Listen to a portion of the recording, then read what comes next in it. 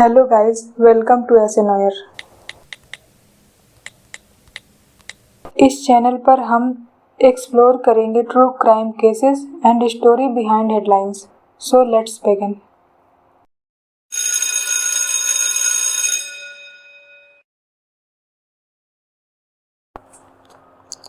Date है 29 मई 2026। एक ऐसा केस सामने आया कि सारी हदें पार हो गई। आरव शर्मा, 18 महीने का एक मासूम बच्चा जिसने अभी तक ठीक से बोलना भी नहीं सीखा था। एक रिजेक्शन की वजह से उसको अपनी लाइफ खोनी पड़ी। ये पूरा केस समझने के लिए पहले हमें आसपास के लोगों को जानना पड़ेगा। आरव शर्मा, जो कि इस केस में विक्टिम है, इसकी मां रति देवी और इसके फादर सुमित कुमार, जो कि बदायूं से थे, और रति देवी की मां पिंकी देवी। सुमित कुमार और रति देवी, जो कि आरव शर्मा के माता पिता हैं, इनकी शादी हुई थी फरवरी 2024 में। और इस केस में जो एक्यूज है उसका नाम है विराज उर्फ जितेंद्र पाठक, जो कि सुमित कुमार का फूफा का बेटा था। ये भी बदायूं से ही था। तो चलिए जानते हैं हुआ क्या था। शादी के कुछ टाइम बाद ही रति और उसके हस्बैंड का रिलेशन सही नहीं चल रहा था, जिससे परेशान होकर रति इंसिडेंट के लगभग 5 महीने पहले अपनी मां रति देवी के पास चली गई थी रहने।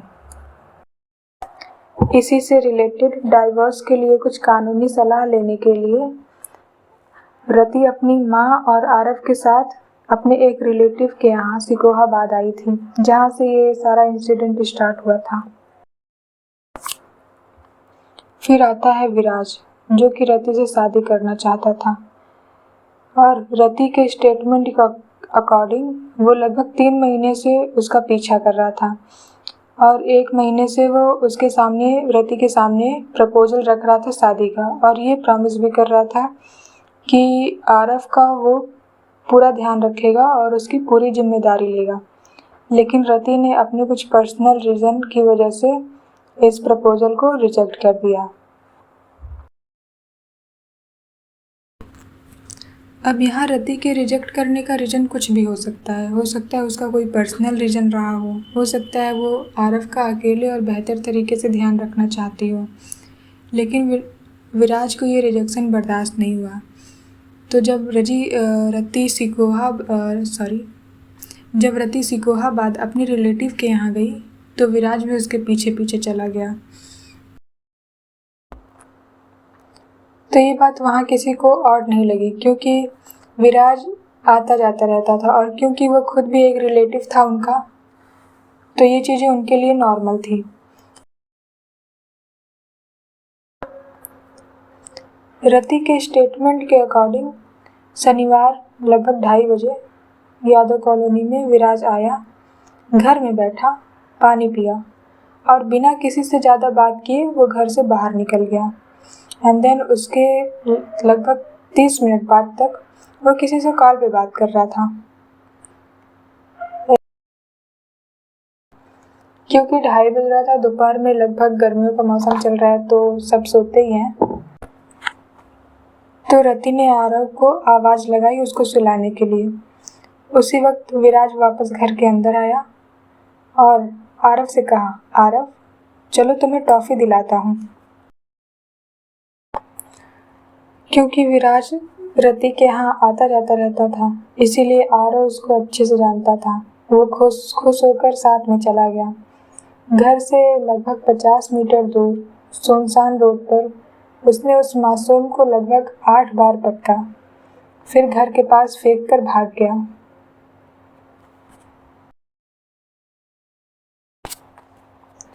हालांकि ये सब वहाँ लगे सीसीटीवी कैमरे में रिकॉर्ड हो गया। विराज वहाँ से भाग निकला। कुछ देर बाद टाइम ज़्यादा होने लगा तो घर वाले परेशान होने लगे। उसी वक्त उन्हें पता चला कि उनका बच्चा अब इस दुनिया में नहीं है। विराज को जैसे ही एहसास हुआ कि उसके हाथों ये क्या क्राइम, क्या गुनाह हो गया है, उसने तो पहले सुसाइड करने का सोचा, लेकिन उसके अंदर सुसाइड करने की हिम्मत नहीं थी, तो वह वहीं सिकोहाबाद में भटकता रहा। हालांकि फरार होने के 6 घंटे के बाद ही पुलिस ने उसे हिरासत में ले लिया। भागने में उसके दोनों पैर में गोली लगी। फिलहाल अभी वो जेल में है और उसे इस क्राइम के लिए लाइफ इम्प्रिजनमेंट एक्सपेक्ट कर रहे हैं लोग। पुलिस अभी और एविडेंस कलेक्ट करने में लगी है और उसे इस क्राइम के लिए आजीवन कारावास एक्सपेक्टेड है। पुलिस अभी और एविडेंस कलेक्ट करने में लगी है। मेन एविडेंस जो कि सीसीटीवी कैमरा था वो पुलिस ने अभी अपने अंडर में ले लिया है। आई डोंट नो कि आजकल लोगों की मेंटालिटी क्या हो गई है जिससे कि ऐसा क्राइम करने से वो ज़रा भी हेजिटेट नहीं करते। आई होप उसे जल्द से जल्द इसके लिए वो सज़ा मिले जो वो रियली डिजर्व करता है और उसने जो भी अपराध किया है उसको पछतावा हो। ये मेरा फर्स्ट केस था गाइस। सो अगर मुझसे फैक्ट या किसी भी चीज़ में गलती हुई हो so please forgive me. I hope you all are doing good in your life. मिलते हैं अगले केस में।